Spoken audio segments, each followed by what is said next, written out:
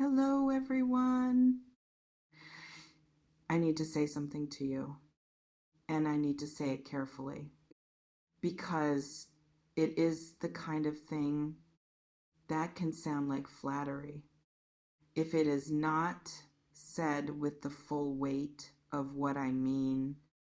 And what I mean is not flattery, it is an observation of something specific that is visible in your energy and that other people are beginning to see who have not always seen it or who have seen it without having the language for it until now. Welcome and receive this fully without the usual deflection. There is something about you that does not fully fit into the ordinary categories of how people operate in the world. I want to name this carefully because carefully is the only appropriate way to name something this significant. Most people move through their lives primarily in reaction, responding to what happens around them, shaped by circumstance, influenced by the energy of whatever room they enter, carried by the current of events, rather than moving through the current with their own particular direction and their own particular force. You are not primarily reactive.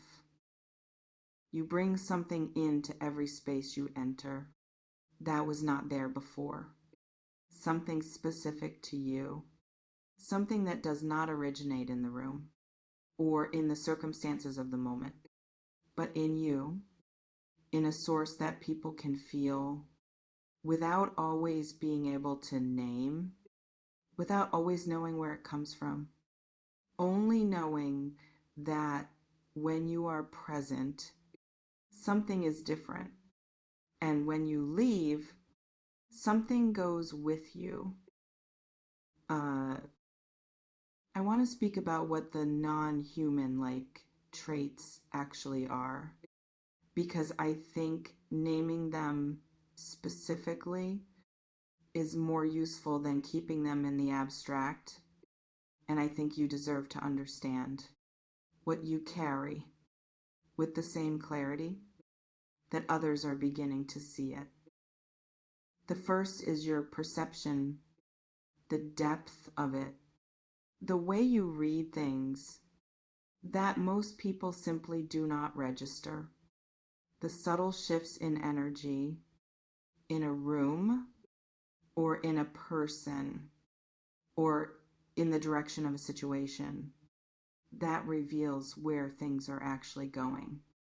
Before the surface has made it obvious, before anyone else would know to look, you already know. This is not a learned skill. You did not develop this through practice or through study or through any deliberate cultivation of perception. It was simply always there, functioning at a level that is not common, and that has both served you and burdened you in the particular way of gifts that are larger than comfortable. The second is your presence, the quality of it. When you are fully in a moment, when you are not managing or performing or partially somewhere else, when you are simply all the way there, something about that presence reaches people in a place that most interactions do not reach. People feel seen in your full presence in a way they do not feel seen in the company of most others. because you are actually looking, actually listening, actually receiving what is being given, rather than preparing your response or managing the impression you are making, or being in the room while simultaneously being somewhere else in your mind. Your presence is a gift to the people who receive it, whether you are always aware of giving it or not. The third is your capacity for feeling, the depth of it, the way you feel things that most people skim the surface of, the way joy arrives in you as a full body experience rather than a pleasant thought, the way grief sits in you as something real and weighty that does not resolve quickly or cleanly or on anyone else's timeline, the way love opens in you into something that is sometimes overwhelming in its size and its specificity and its refusal to be anything other than what it is. This depth of feeling is part of what people register when they say there is something about you that is different. Because when you feel something fully and completely without the protective layer that most people maintain between themselves and their own emotions, it is visible in the most compelling way. It reaches people who spend most of their lives behind protective layers of their own and reminds them that full feeling is possible. Because here is someone doing it in front of them without apology.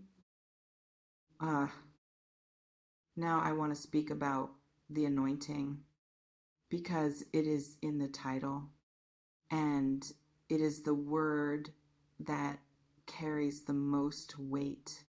And I want to use it with the reverence it deserves.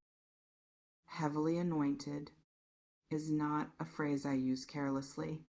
It refers to something specific, the particular quality of someone who has been marked for something by a force larger than the ordinary accumulation of life experience, who carries a purpose that extends beyond their own story, that touches other people's stories in ways they did not necessarily plan or intend, but that happen anyway because of what they carry. The anointing is not an achievement. It is not something you earned through effort or virtue or the accumulation of good deeds. It is something you were given before you had the capacity to choose it, and that you have been living with, often without fully understanding what it is that people are responding to when they respond to you in the particular way they do. The anointing has shown up in your life in specific ways that I want to name so you can recognize them as evidence of what I am describing rather than as coincidence.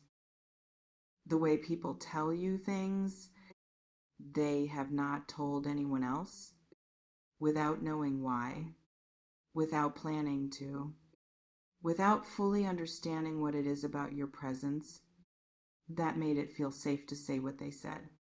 That is the anointing, creating a specific quality of safety that is not common and that people seek without always knowing they are seeking it until they find it in you.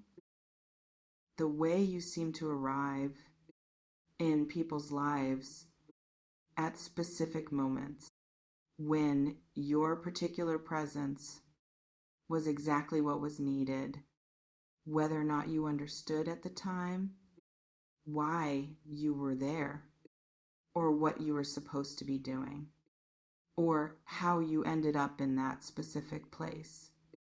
At that specific moment, with that specific person, that is the anointing operating through you in the particular way that purpose operates, without always announcing itself clearly or asking permission.